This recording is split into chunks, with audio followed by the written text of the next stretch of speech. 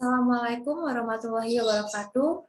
Perkenalkan, nama saya Safauzin Kadina dan rekan saya bernama Peter Einstein Christian. Sebelumnya, tujuan kami di sini membuat video untuk memenuhi prasyarat mengerjakan tugas sebagai UAS, yaitu tugas pembuatan video edukasi atau dokumenter sesuai dengan RPS yang sudah diberikan oleh dosen kami, Ibu Ambayu Sofia Yuwana MSOS. Di sini kami akan membahas mengenai beberapa studi kasus yang sesuai dengan RPS yang kami pilih, yaitu tentang ketahanan nasional.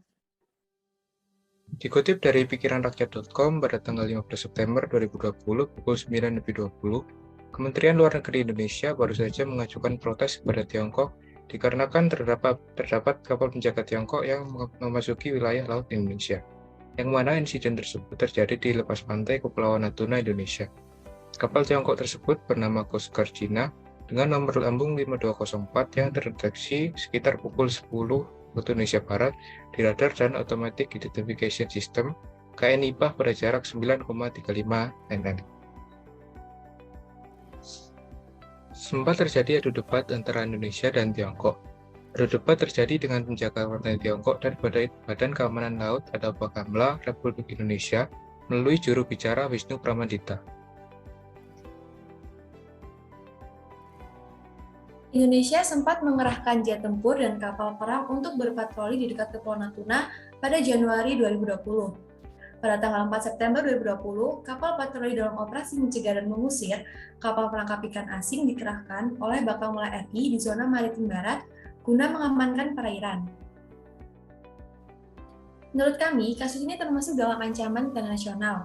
Berdasarkan Undang-Undang Nomor 3 Tahun 2002 tentang Pertahanan Negara yang berbunyi, pertahanan negara adalah segala usaha untuk mempertahankan kedaulatan negara, keutuhan wilayah negara, kesatuan Republik Indonesia, dan keselamatan segenap bangsa dari ancaman dan gangguan terhadap keutuhan bangsa dan negara. Di samping itu, ketahanan nasional sendiri memiliki pengertian suatu kondisi ideal yang dimiliki oleh suatu negara dalam mengembangkan kekuatannya, sehingga bisa menghadapi berbagai macam ancaman yang datang mengganggu kelangsungan hidup bangsa, baik itu dari internal maupun eksternal. Kasus ini bermula saat terdapat kapal penjaga pantai Tiongkok yang menghabiskan waktu selama 2 hari di ZTE Indonesia sebelum berlayar pada Senin 14 September 2020. Kejadian ini sempat menyebabkan adu debat antara kapal patroli Indonesia dengan kapal penjaga pantai Tiongkok melalui radio. Menurut Wisnu selaku juru bicara Bakamla RI, penjaga pantai Tiongkok berkata bahwa mereka sedang berpatroli di yurisdiksi Tiongkok. Tapi kapal patroli Indonesia dengan tegas menolak dan mengatakan bahwa area tersebut adalah ZTE Indonesia.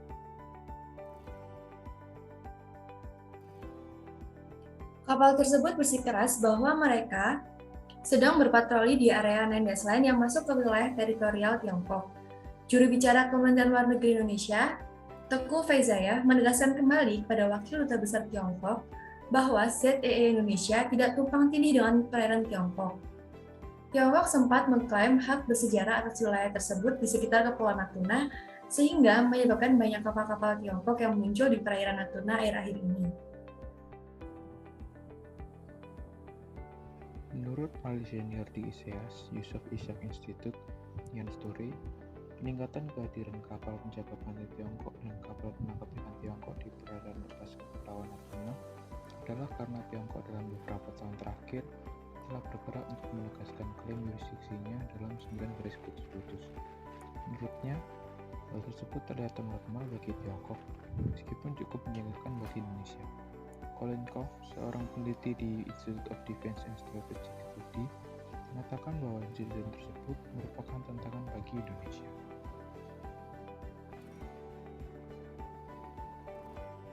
Tidak hanya itu, aksi membandel juga dilakukan oleh nelayan dari Vietnam dan Thailand di lautan Indonesia. Ada puluhan kapal ikan asing atau yang bisa disingkat dengan KIA dari Vietnam dan Thailand yang melakukan penjarahan hasil laut di perairan Natuna. Herman, yang merupakan Ketua Aliansi Nelayan Kabupaten Natuna, Provinsi Kepulauan Riau, mengatakan bahwa kejadian ini seolah-olah dibiarkan saja, sehingga hampir setiap hari ada kapal ikan asing di Laut Natuna dan puluhan kapal asing tersebut sudah mengelilingi Natuna. Kapal-kapal dari Vietnam dan Thailand tersebut kebanyakan berada di sebelah timur dan utara Pulau Natuna, yang mana memasuki wilayah tangkap Indonesia. Dengan adanya penjarahan yang dilakukan oleh kapal ikan asing, nelayan yang berada di Natuna menjadi dirugikan karena puluhan kapal asing tersebut bisa merusak biota laut dengan penggunaan pukat harimau. Herman juga berkata bahwa kasus ini menyangkut marwah NKRI karena kapal asing berkeliaran di laut Indonesia tanpa izin.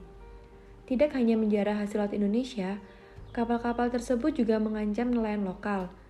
Tidak jarang nelayan lokal dikejar hingga nyaris ditabrak oleh kapal asing yang sebenarnya ilegal melakukan penangkapan hasil laut di wilayah Indonesia.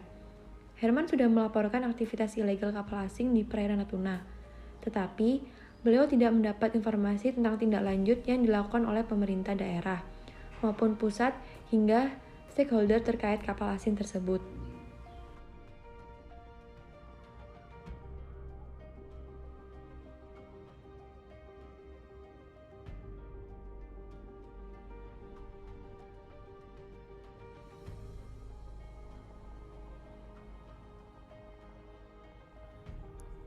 Oleh karena itu, diperlukan solusi atau tindakan lebih lanjut dari pemerintah untuk mengatasi permasalahan di Laut Natuna.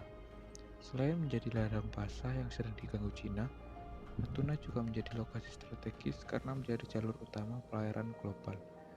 Pengembangan Natuna jadi prioritas utama bagi pemerintah Indonesia, mengingat lokasinya yang berbatasan langsung dengan Malaysia, Vietnam, dan Kamboja. Natuna menjadi bagian yang sangat penting dalam jalur pelayaran, terutama bagi kapal-kapal yang akan menuju Hong Kong, Jepang, dan Korea Selatan. Kabarnya, untuk menjaga Laut Natuna, TNI Angkatan Laut langsung mempersiapkan diri untuk membangun pangkalan baru. Natuna yang menjadi perbatasan terluar sudah seharusnya mendapat penjagaan ketat dari TNI dan Bakamla. Di wilayah tersebut sangat ditakuti terjadi perebutan kekuasaan karena posisinya yang terletak di perbatasan sehingga menjadi rawan konflik.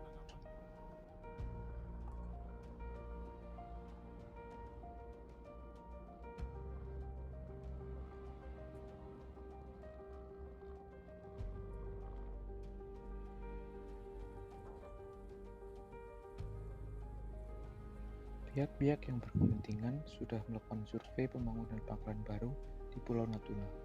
Setelah melakukan kajian, TNI Angkatan Laut siap untuk membangun pangkalan markas komando pangkalan utama atau Lantama. Selain itu, TNI Angkatan Laut juga akan membuat fasilitas pemeliharaan dan perbaikan atau pasarkan di wilayah Pulau Natuna. Pembangunan pangkalan baru ini sangat penting karena termasuk bagian dari pertahanan Indonesia. Dengan adanya pangkalan baru ini akan mempermudah mobilisasi militer dan penyerahan logistik. Kesimpulan menurut kami, dari beberapa kasus yang telah dibahas, termasuk dalam ancaman ketahanan nasional, dikarenakan banyak kapal penangkap ikan asing yang memasuki wilayah laut Indonesia, sehingga menyebabkan kerugian hingga miliaran dolar setiap tahunnya.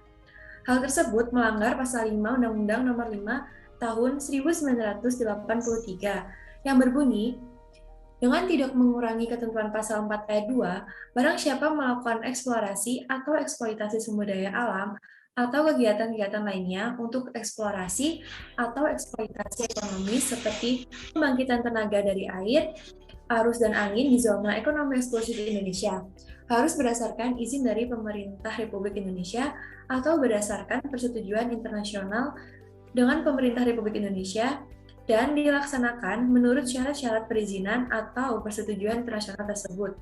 Karena kapal-kapal Tiongkok memasuki wilayah perairan Indonesia tanpa izin. Kerugian lainnya yang didapatkan yaitu rusaknya biota laut akibat adanya penjarahan yang dilakukan oleh kapal ikan asing karena puluhan kapal ikan asing tersebut menggunakan pukat harimau. Kemudian menurut kami seharusnya Bakamla maupun TNI AL bisa lebih cepat tanggap apabila ada kapal asing yang memasuki wilayah laut Indonesia, sehingga tidak terjadi lagi hal-hal seperti kapal ikan asing yang memasuki wilayah Indonesia sampai berhari-hari atau bahkan sampai ada nelayan yang sudah melapor tapi tidak ditindaklanjuti. Selain itu, kami juga setuju terkait solusi agar kapal ikan asing tidak memasuki wilayah laut Indonesia dengan cara membangun pangkalan baru, di mana yang kita ketahui Natuna menjadi perbatasan terluar, sehingga sudah selayaknya mendapat penjagaan ketat dari TNI AL dan Bakamla. Sekian penjelasan mengenai studi kasus tentang ancaman terhadap pertahanan nasional. Mohon maaf apabila ada salah kata. Sekian dari kami. Terima kasih. Wassalamualaikum warahmatullahi wabarakatuh.